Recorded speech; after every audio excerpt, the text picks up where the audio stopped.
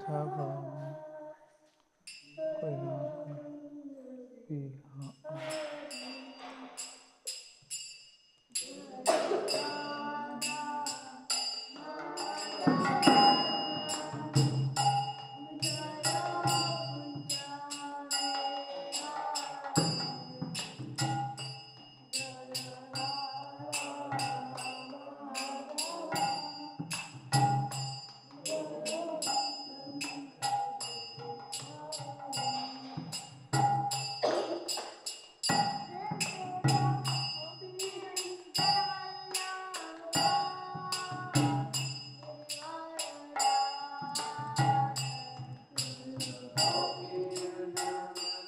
la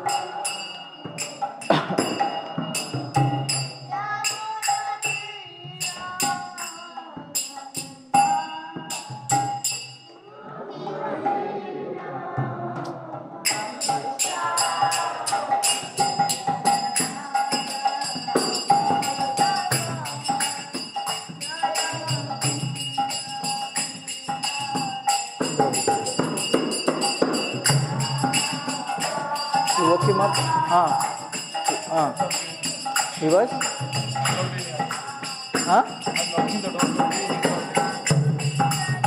Okay.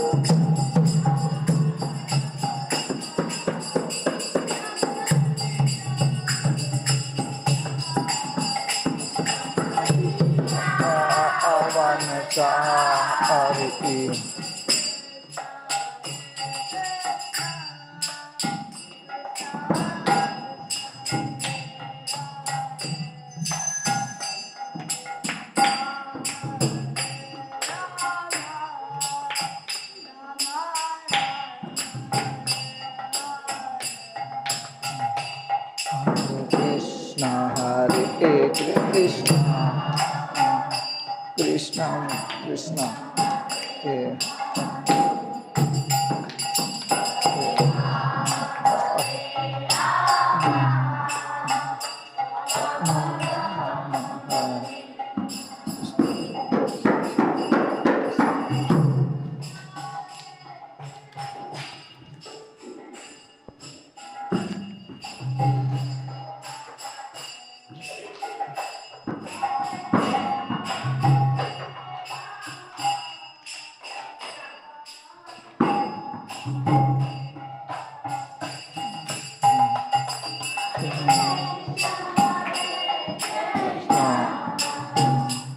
Krishna, Krishna, Hare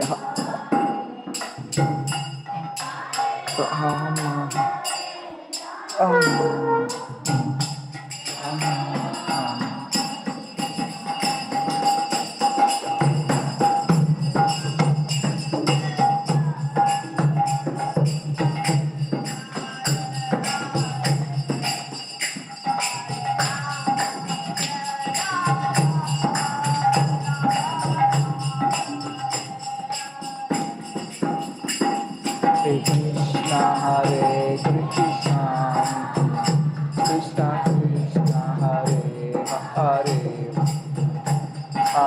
Rama Hare Rama Rama Rama Hare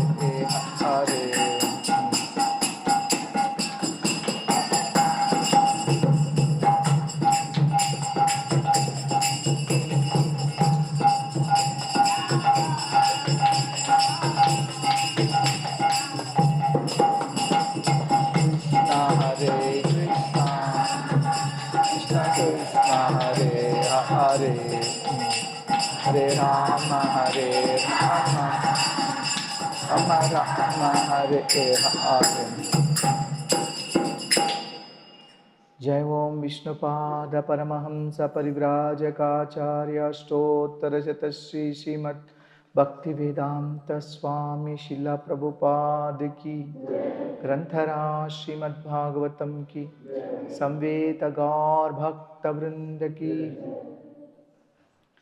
Namo Om Vishnupadaya Krishna Pristhaya Bhutale Srimate Bhaktivedanta Swami Niti Namine Namaste Saraswate Deve Gauravani Pracharine Nirvishesha Sunyavadi Paschatya Deshatarine Shri Krishna Chaitanya Prabhu Nityananda Shri Advaita Gadadhara Srivasadi Gaura Bhakta Brinda Hare Krishna Krishna Krishna Hare Hare Hare Rama Rama Rama Hare Hare Narayanam Namaskritya Naram Chaiva Narottamam Devim Saraswatim Vyasam Tato Jayamudhirayet Shunvatam Swakata Krishnaha Punyashavana Kirtanaha Rudyantasto Hyabhadrani Vidunoti Suhritsatam Nashtaprayeshvabhadreshu Nit Bhagavata Sevayam Bhagavatyuttama Shloke Bhaktir Bhavati Naishtiki Shri Vishnu Chitta Kulanandana Kalpavallim Shri Rangaraja Harichandana Yoga Drishyam Sakshat Shmam Karunaya Kamalami Vanyam Godamananya Sharana Sharanam Prapadye Katyayani Mahamaye Mahayogimnyadhishwari Nanda Gopasutam Devi Patim Me Kurute Namaha Vande Nanda Vrajashrinam Padarenum Abhishnasaha Yasam Harikathodgitam Punati Bhuvanatrayam Yat Kirtanam Yasmaranam Yadikshanam Yadvandanam Yasravanam Yadarhanam Lokasya Sadhyo Vidunoti Kalmasham Tasmai Subhadrashravase Namo Namaha Om Namo Bhagavate Vasudevaya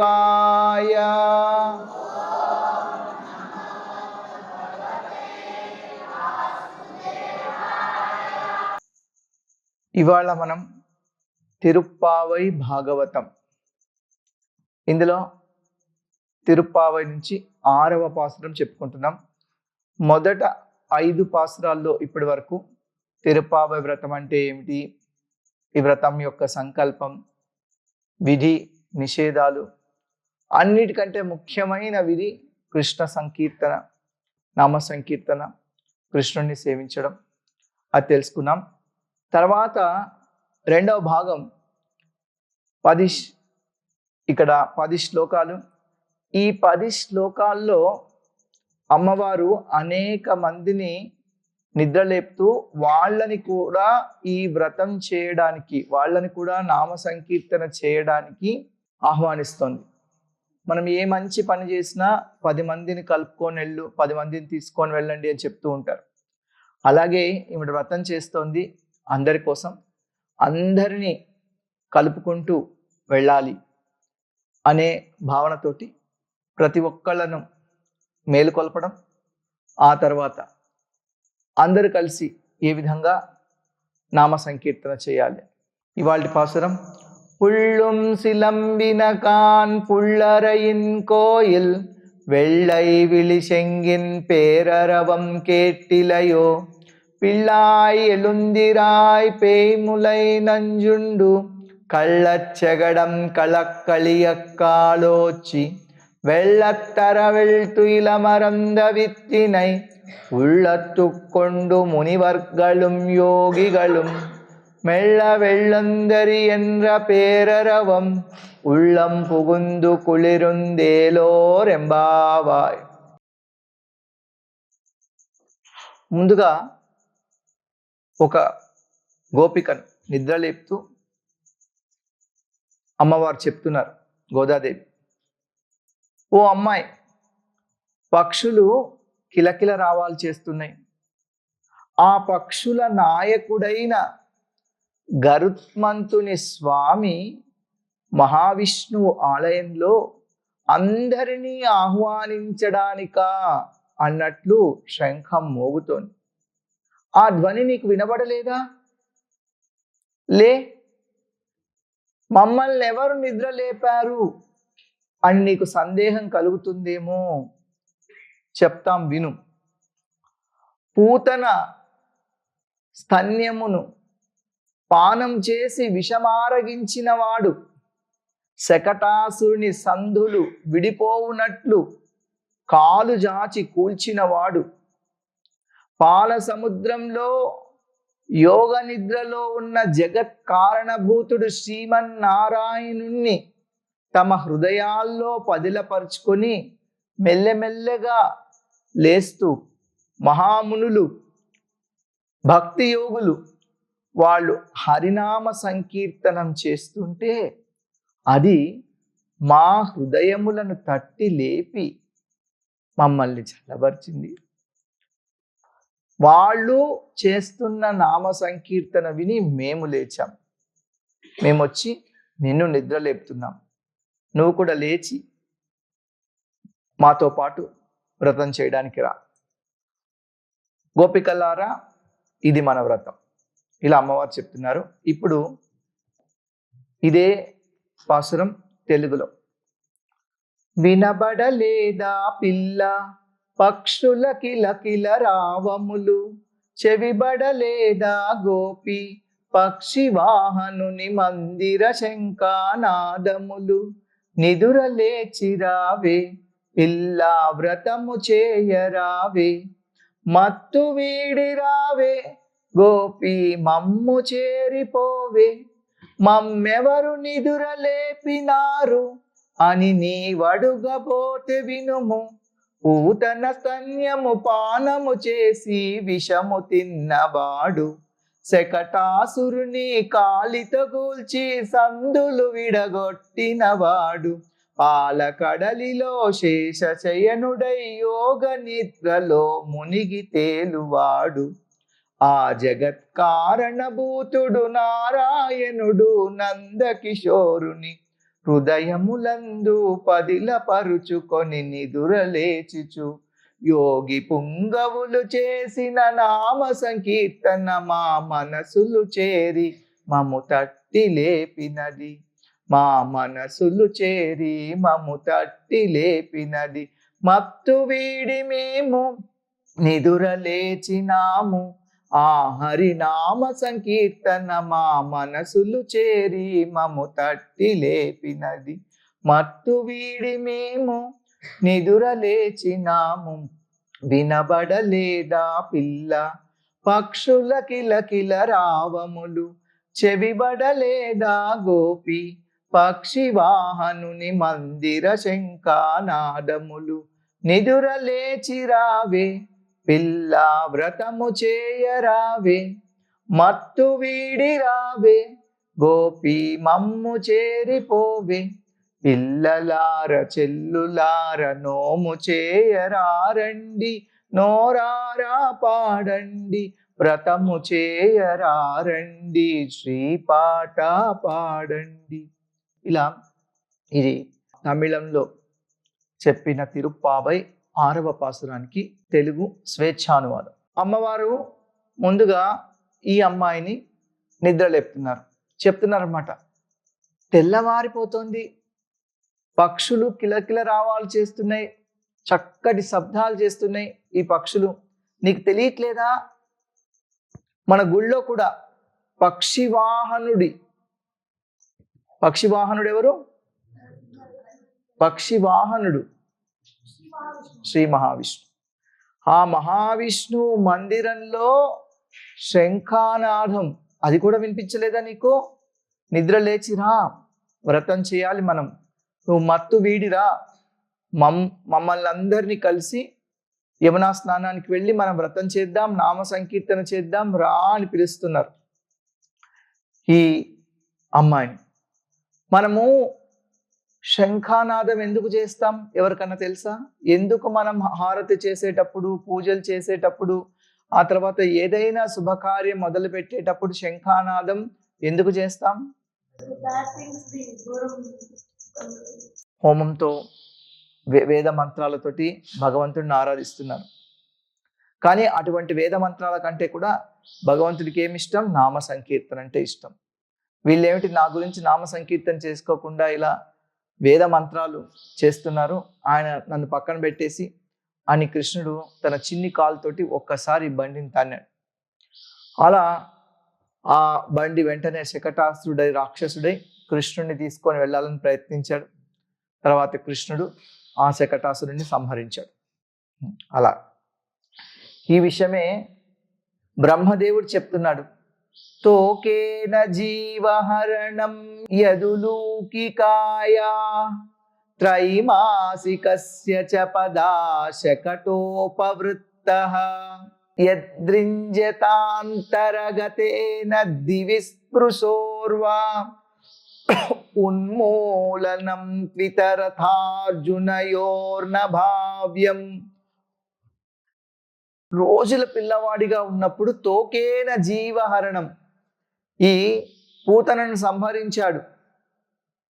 తల్లి ఒడిలో ఉన్నప్పుడే పూతనను సంహరించాడు. త్రైమాసికస్య చ పదా శకటోపవృత్తః, 3 నెలల వయసులో ఉన్నప్పుడు ఈ శకటాసురుణ్ణి సంహరించాడట.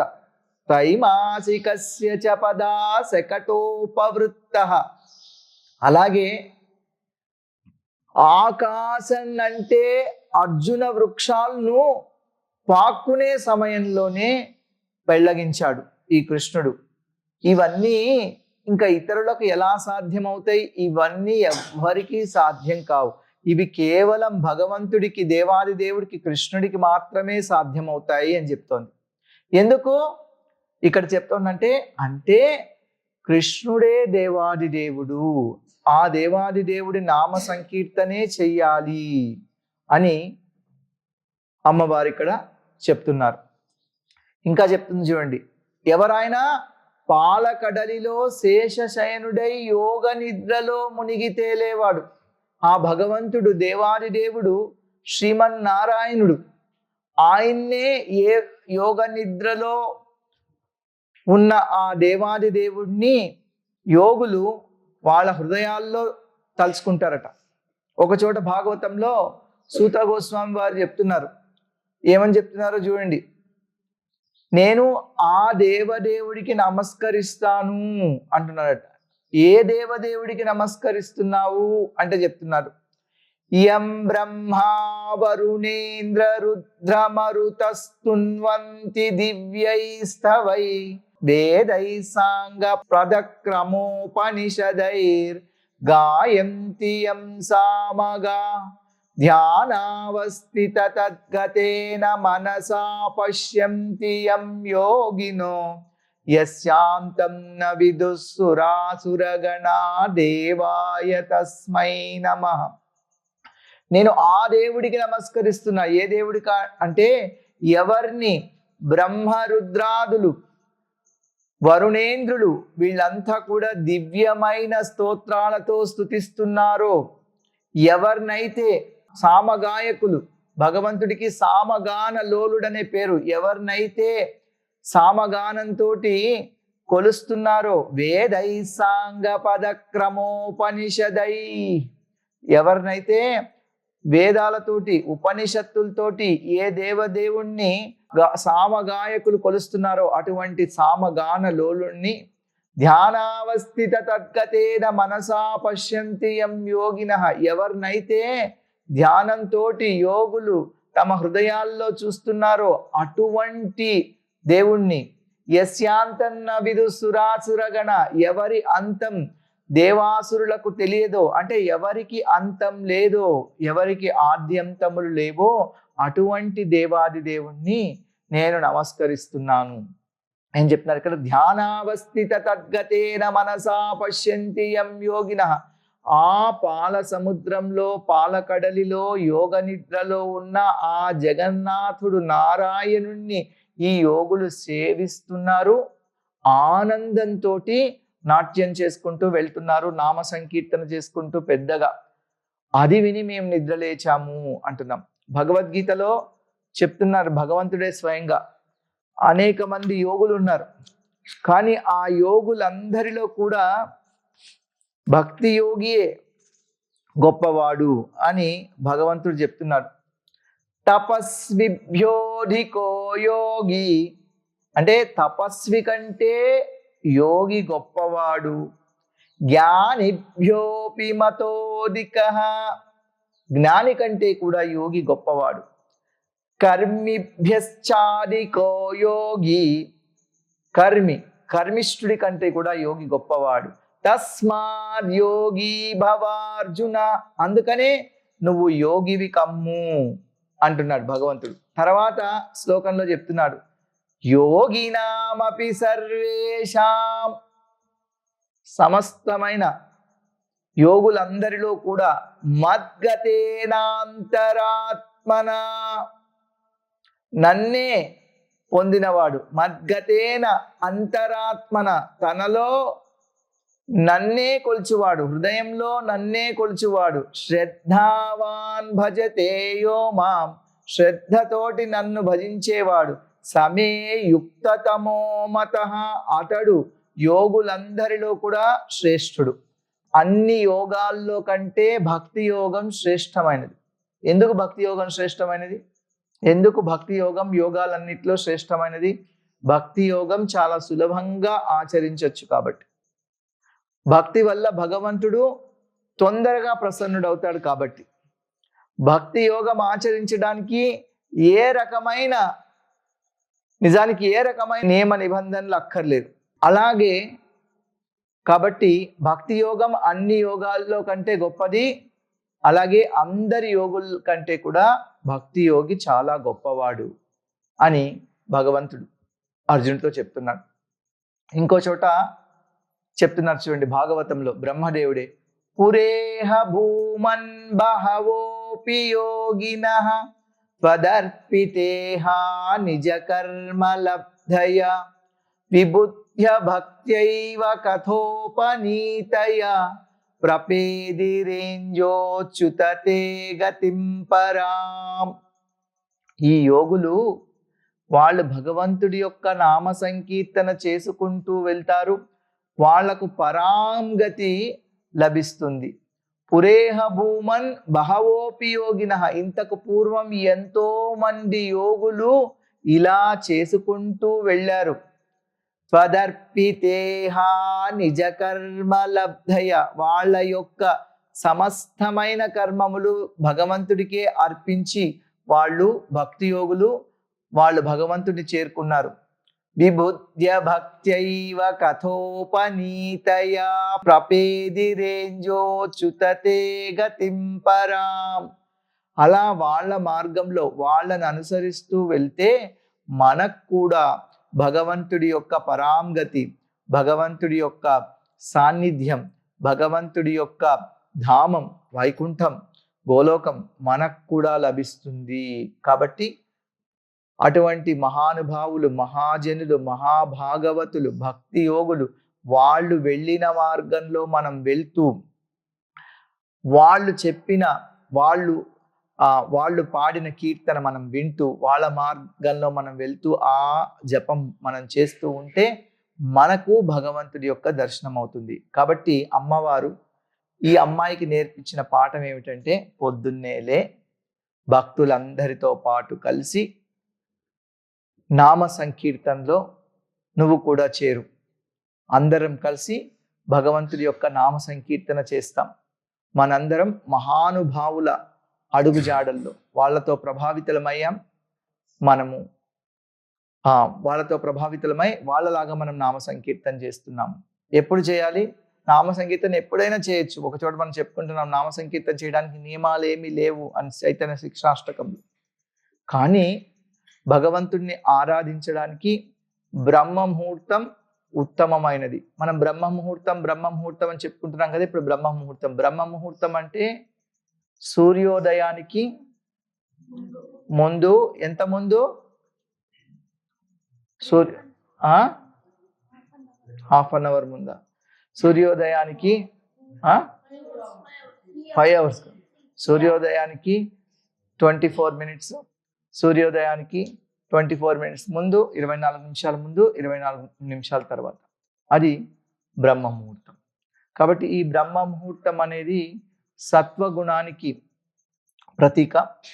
ఈ బ్రహ్మ ముహూర్తంలో ఎవరైతే భగవంతుడిని ఆరాధిస్తారు, ఎందుకంటే అంతా చాలా ప్రశాంతంగా ఉంటుంది, ఆ సమయంలో భగవంతుడిని ఆరాధిస్తే, ప్రత్యేకించి నామ సంకీర్తన జపం చేస్తే దానివల్ల భగవంతుడి అనుగ్రహం కలుగుతుంది అని చెప్తున్నారు. మనకు ఒక చోట సంసార దావ ఈ మనం రోజు పాడుతుంటాం కదా గురువాష్టకంలో చివర్లో చెప్తున్నారు, ఎవరైతే బ్రహ్మ ముహూర్తంలో లేచి ఈ గురువాష్టకంతో పాటు నామ సంకీర్తన చేస్తారో వాళ్లకు రాధామాధవుల ప్రత్యేకమైన సేవ దొరుకుతుంది వాళ్ళ నిత్యలీలలో అని.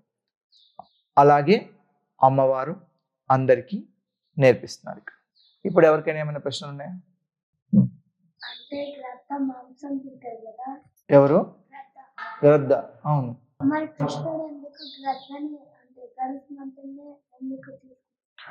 గద్ద మాంసం తింటుంది కదా, మరి కృష్ణుడు గరుత్మంతుణ్ణి ఎందుకు వాహనంగా చేసుకున్నారు అని. మేబీ వెజిటేరియన్ గద్దలు దొరకలేదేమో కృష్ణుడికి. కానీ శాస్త్రంలో ఒకటి చెప్పారు, భాగవతం అన్నిటికీ ఏం చెయ్యాలి ఏం చెయ్యకూడదు, ఏది సరి అయినది ఏది సరి అయినది కాదు, ఏది తప్పు ఏది ఒప్పు, దీనికి ఏమిటి ప్రమాణం? శాస్త్రమే ప్రమాణం. శాస్త్రంలో చెప్పారు భాగవతంలోనే, జీవో జీవస్య జీవనం, ఒక జీవి ఇంకొక జీవికి ఆహారం. భాగవతంలో చెప్తున్నారు అనమాట, అది జీవో జీవస్య జీవనం. అహస్తాని సహస్తానాం అపదాని చతుష్పదాం ఫల్గూని తత్ర మహతాం జీవో జీవస్య జీవనం. అహస్తాని సహస్తానాం, ఎవరికైతే చేతులు లేవో వాళ్లను చేతులు ఉన్నవారికి వాళ్ళు ఆహారంగా లభిస్తున్నారు. ఎవరికైతే కాళ్ళు లేవో వాళ్లకు 4 కాళ్ళు ఉన్నవాళ్ళు వాళ్ళని ఆహారంగా తీసుకుంటున్నారు. ఆ తర్వాత ఫల్గూని తత్ర మహత, కొన్ని జంతువులు బలహీనమైన, కొన్ని జంతువులు బలవంతులైన, కొన్ని జంతువులకు ఆహారము. జీవో జీవస్య జీవనం. విధంగా ఒక జీవి ఇంకొక జీవిపై ఆహారం కోసం ఆధారపడి ఉంది. ఈ 4 నియమాలు ఇవన్నీ కూడా కేవలం మానవులకు మాత్రమే, అంతేకాని జంతువులకు తీసుకెళ్ళి ఈ నియమాలు పెట్టకండి.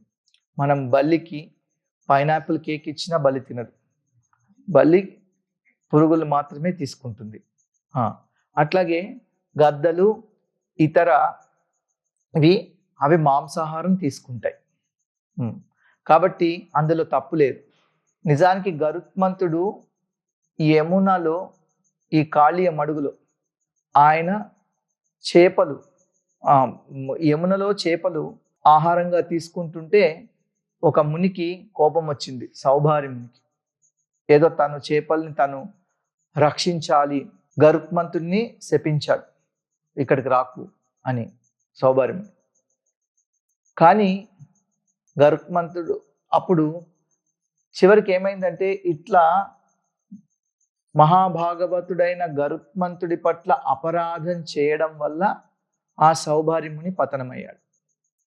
అందుకే పాముల్ని తినచ్చు, గద్దలు, చేపల్ని తినచ్చు, మాంసం తినచ్చు. ఇవన్నీ శాస్త్ర ప్రకారం గద్దలు తీసుకుంటే అందులో తప్పు లేదు, మనం తీసుకుంటే తప్పు. కాబట్టి మన మీద ఉన్న నియమాల్ని గద్దలకు, మనం బల్లులకు, పిల్లులకు, వాటికి మనం అన్వయించకూడదు. అంటే మీరు అంటున్నారు కదా, మనం తింటే మనకు పాపం వస్తుంది. మన హిస్టరీ చెప్తుంది పాస్ట్ లో వాళ్ళు ఓన్లీ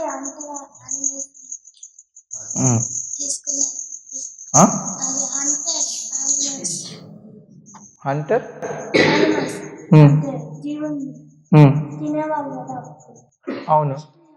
ఓ హిస్టరీ చెప్తుంది అందరు అప్పుడు మానవులు కూడా వేరే వేరే జంతువుల్ని తినచ్చు కానీ తినేవాళ్ళు కదా అని. హిస్టరీలో ఇంకా చాలా చాలా చెప్తుంటారు. హిస్టరీలో, జాగ్రఫీలో, ఇంకా వాటిలో వీటిలో చాలా చాలా చెప్తుంటారు. కొన్ని నిజం, కొన్ని నిజం కాదు.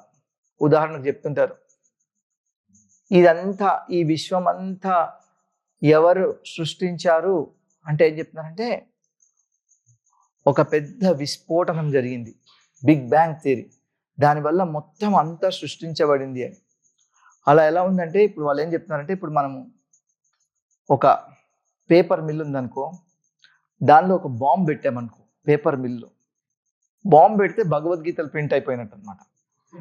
ఎక్కడైనా పేపర్ మిల్లో బాంబు పెడితే భగవద్గీత ప్రింట్ అవుతుందో? ప్రింట్ అవ్వదు. భగవద్గీత ప్రింట్ అవ్వాలంటే మనం దాన్ని టైప్ చేయాలి, దానికి అన్ని చేయాలి, దానికి అన్ని పెట్టాలి, రాయాలి, అలా చేయాలి.